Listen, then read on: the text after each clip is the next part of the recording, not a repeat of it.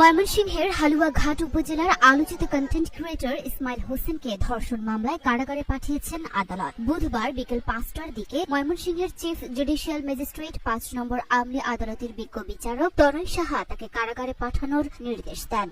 আদালতের উপপরিদর্শক আনোয়ার হোসেন ঢাকা পোস্টকে এ তথ্য নিশ্চিত করে বলেন, ইসমাইল হোসেনকে থানা পুলিশ আদালতে পাঠানোর পর বিজ্ঞ বিচারক তাকে কারাগারে পাঠানোর নির্দেশ দেন।